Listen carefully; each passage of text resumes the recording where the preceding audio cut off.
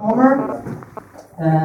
Our next performer, he comes today with a public service announcement to talk about and warn us about an upcoming apocalypse. Just saying. So be prepared. He's going to warn you guys. He's our very own Nostradamus, João Paulo.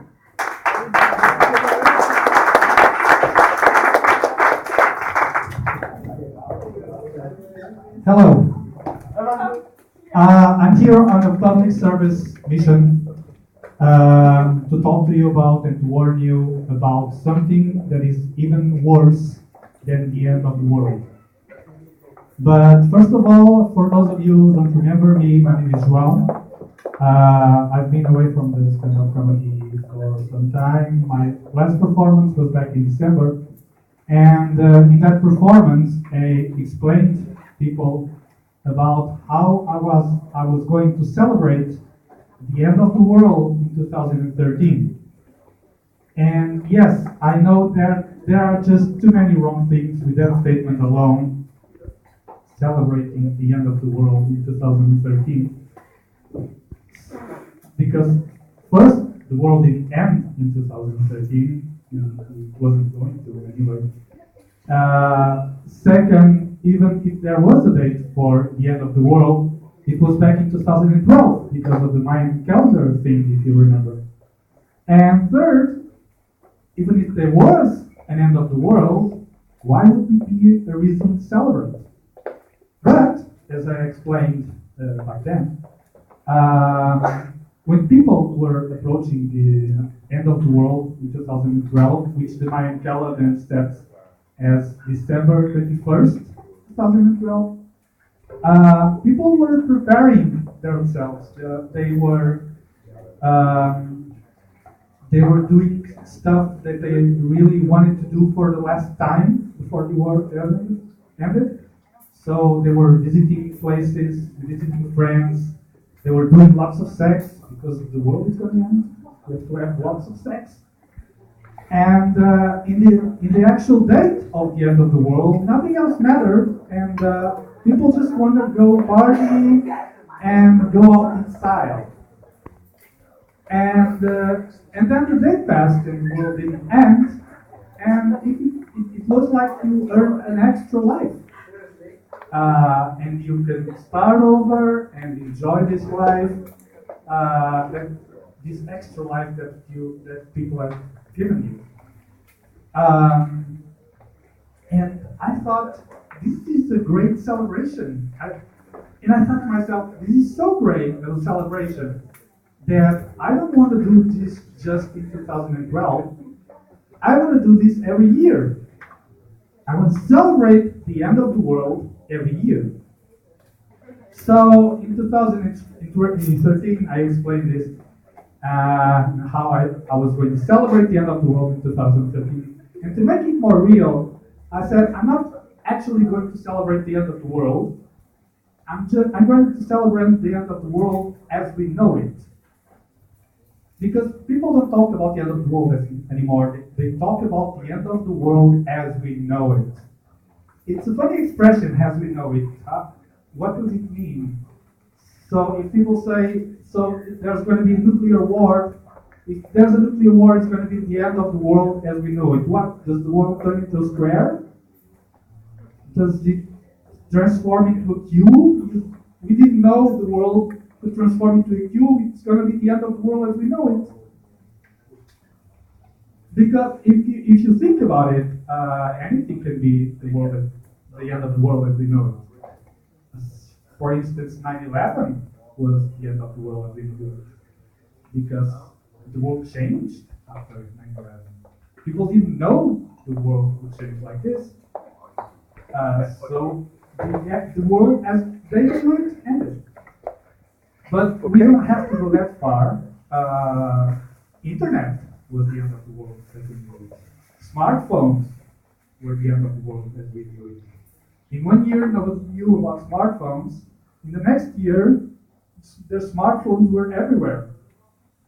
So anything can be the end of the world as we know it. So I'm going to make an exercise with you guys. We can cheer up and talk a bit. So let's think about for 2013, what's the event that you think that could be considered the end of the world as we know it? Some big event in 2013, sorry? Yeah, twerking. Julius talked about this. Yes, that twerking didn't exist in 2012. So, any other suggestions? The Pope will resign. Yeah, the Pope resigned. Nobody, the world, because before the Pope resigned, nobody knew the world after this. So these are good examples. I'm gonna tell you my favorite example. Harlem Shakes. In 2012, nobody knew what Harlem Shakes were.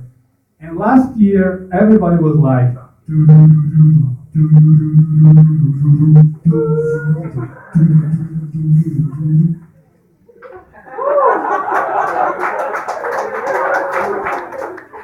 Even you. Shakes were the end of the world as we knew it in 2012. But back to my celebration. I was back to that date of December 21st, 2013. I wanted to celebrate the end of the world, and we were partying hard. We were drinking and dancing and shouting and saying, "Goodbye, world! I'll see you in another life." And we're singing that song, "It's the end of the world as we know it, and I feel fine." And of course, by we, I meant me and my imaginary friend George. Because everybody else was sitting down and quiet and looking at me. And that's probably because I wasn't in a club, I was in the public library. But who cares if I'm in the public library? It's the end of the world's gonna end. People need to be partying, not studying. I tried to make them understand that, but they kicked me out anyway. So I took my party to the streets. Yeah, I'm gonna sing and dance in the streets. I was approaching girls, say, "Hey, the world is gonna end soon. It might be your very last chance to have sex." You know? And they didn't say anything. They just looked at me and then they went away. So this is how I celebrated the end of the world as we know it in 2013. I thought it was great celebration. I want to do it the next year again. But that's not why I'm here today. Today I'm here to warn you about something even worse than the end of the world. And this is not an occasion to celebrate. This is really scary stuff. Whoa. I didn't mean to shut everybody up because no, but this is really scary stuff and you make want to pay attention. The day that is even worse than the end of the world is coming this February. It's Valentine's Day. Now, this is not a rant about Valentine's Day. I'm not going to say I hate Valentine's Day. I just strongly dislike Valentine's Day. For me, Valentine's Day is the most stressful day of the whole year. And it starts even before the actual day. It starts in the preparation. Because single people, they are desperate to find someone to spend Valentine's Day with. They don't want to be alone on Valentine's Day. It's too depressing. They're walking around in the streets and all the stores are filled with little hearts, love messages and everything. And they think to themselves, man, I have to get someone. And for people that have someone, they're all stressed, trying to make reservations in fancy restaurants, trying to buy that perfect present for their significant other, which has to be not too expensive, not too cheap, It has to be romantic. It has to be meaningful. It has to be memorable. And most important of all, it cannot be better and it cannot be worse than the present the other one is going to give it to you that you have no idea what it is. It's just already. And then there's the candles. There's the rose petals. There's the flowers. There's the condoms. Hey, don't forget the condoms. You have to think about everything to make Valentine's Day perfect. So what happens, no matter what you do, and no matter how or what your relationship status is, you always end up exactly the same way when Valentine's Day is over. When you're single, you end up alone, sitting on the couch, drinking and watching romantic comedies on TV because you're all alone. I mean, from the amount of whiskey you drink, it should be called Valentine's Day, not Valentine's Day. When you're married or you have a girlfriend, it's you end up alone, sitting on the couch, drinking, and watching romantic comedies on TV because your girlfriend kicked you out of the bedroom because something went wrong in your supposedly perfect evening. And let's face it, that happens every time.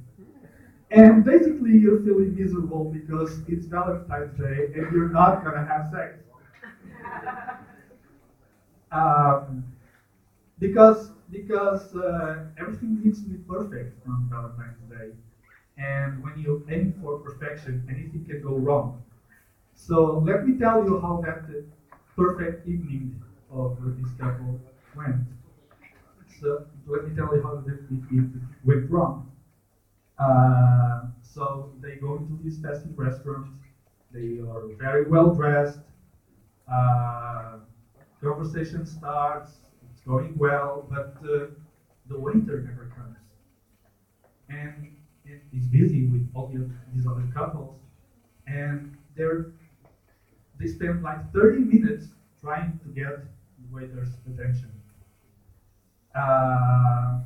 Then your date starts talking about work, the typical stuff like I hate my job, my boss, my coworker's a bitch, and suddenly you're just bored to death, and you're still trying to get the waiter's attention. And then a friend of yours shows up with some guy and says hello to you, and now your date is jealous because you smile too much to this girl. And then comes the pièce de résistance, which is when you give your perfect present to your date and she doesn't like it. And I think all of you saw this coming, right?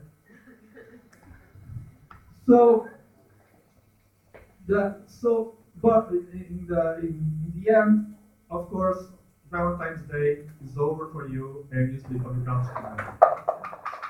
So I have some advice for you guys. For people in the relationship, just loosen up and try not to make everything perfect. And for single people, just be glad you don't have to suffer all this stress.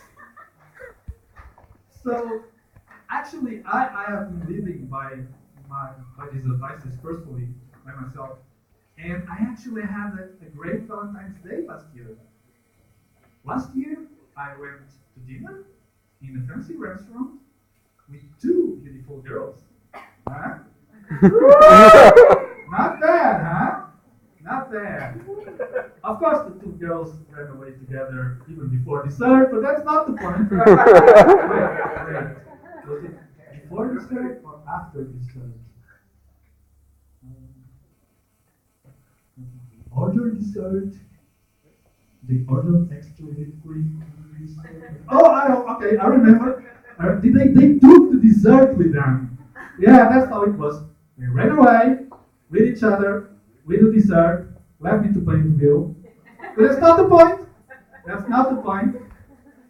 The point is, you need to loosen up and get rid of all the stress and don't make everything perfect. Of course, I ended up alone in drinking like all the other years, so that's not the point, people. That's not the point. That's it for me. I wish you all a great Valentine's Day and good luck!